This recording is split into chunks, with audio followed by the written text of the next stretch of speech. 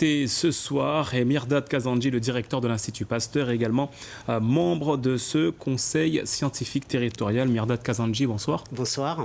L'Institut Pasteur en première ligne et ce conseil territorial, ce conseil scientifique territorial qui se réunit donc chaque semaine. Alors, est-ce qu'aujourd'hui, Mirdad Kazandji, on peut officiellement dire qu'il y a une deuxième vague de l'épidémie de Covid-19 en Guyane? On rentre dans une deuxième vague, aujourd'hui c'est un peu difficile. Ce qu'on constate, qu'il y a une augmentation de nombre de cas. Le Covid progresse lentement mais sûrement. Par exemple, on observe une augmentation de taux de reproduction de virus, le fameux R0. Il est passé de 0,7 il y a quelques mois à 1 et aujourd'hui il est à 1,6. Ça veut dire quoi? Ça veut dire 10 personnes infectées peuvent transmettre le virus à 16 personnes. Donc ce taux de reproduction de virus, il est élevé aujourd'hui et on constate aussi une augmentation de nombre de cas chaque semaine. Donc il est probable qu'on va vers une épidémie, une augmentation de nombre de cas et donc une nouvelle vague épidémique, mais c'est très difficile aujourd'hui de dire quand. C'est inéluctable? C'est très probable, je dois dire très probable, ça dépend beaucoup après. Comme je dois dire que les Guyanais, lors de la première vague, ils ont très bien répondu pour diminuer la propagation du virus à travers les gestes barrières, mais aussi l'acceptabilité de toutes les mesures qu'on a mises en place. Ça va dépendre aussi comment les populations vont réagir pendant cette période où il va y avoir énormément de mouvements de population à travers les fêtes, à travers les arrêts de l'école et les vacances. Et donc c'est pour ça c'est le moment aujourd'hui vraiment de renforcer les gestes barrières. Alors les chiffres de ces dernières semaines montrent qu'il y a clairement une augmentation importante du nombre de cas, on vient de le voir, mais on constate qu'il y a également plus de tests. Et donc en clair, le nombre de cas augmente parce qu'il y a plus de tests. Est-ce que cela veut dire est-ce que cela remet en cause la fiabilité de ce constat? Il y a plusieurs facteurs qu'il faut prendre en compte. Il y a bien sûr le nombre de cas, il y a ce fameux R0, mais aussi il y a l'admission à l'hôpital.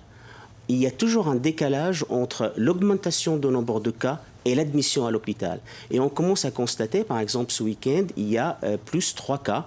Donc, on est passé de 14 cas à 17 cas à l'hôpital. Donc, ça, c'est un facteur très important. Et il est probable, si le nombre de cas augmente, d'ici 2 ou 3 semaines, on va avoir une augmentation d'admission à l'hôpital. Selon vous, que faut-il faire maintenant pour limiter les dégâts? Vous parlez de s'auto-responsabiliser. Est-ce qu'il faudrait reconfiner, comme c'est le cas dans l'Hexagone? Aujourd'hui, c'est extrêmement important parce que, je dois dire réellement, et on a tous constaté cela, il y a un relâchement. Il y a un relâchement dans le geste barrière, il y a un relâchement dans le regroupement. Donc vraiment, je supplie la population guyanaise de renforcer ces gestes barrières, le masque, le lavage de mains, éviter le regroupement, passer les fêtes en petite communauté. On a dit 6 personnes, 5-6 personnes, pas plus. Éviter vraiment les grands rassemblements. C'est quelque chose qui est très important à mettre en place dès maintenant. On parle du vaccin, cela a été évoqué dans le sujet lors de ce conseil ce matin à la CTG. Le vaccin, où en est-on à propos de l'acheminement d'abord? Et on va parler de la vaccination après. L'acheminement tout à fait. Donc, ce vaccin qui est le vaccin qui va être utilisé en premier lieu, c'est le vaccin Pfizer-BioNTech. C'est un vaccin qui transporte à moins 90 degrés. Donc, l'arrivée en Guyane, ça se fait dans des conteneurs spécifiques.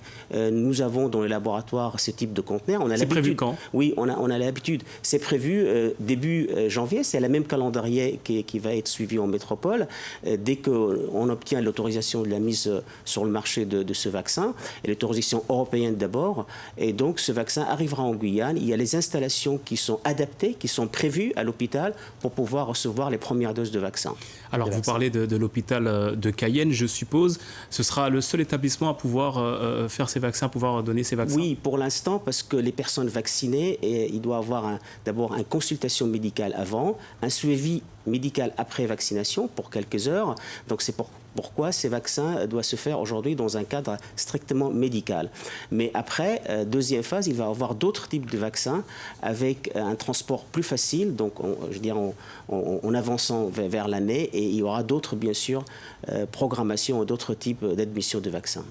Mirdad Kazandji, merci d'avoir répondu à nos questions ce soir. Merci pour votre invitation. Et on retiendra donc que nous ne sommes pas officiellement rentrés dans cette deuxième vague, mais on y prend le chemin. Et concernant les vaccins, donc l'acheminement est prévu pour le mois de janvier.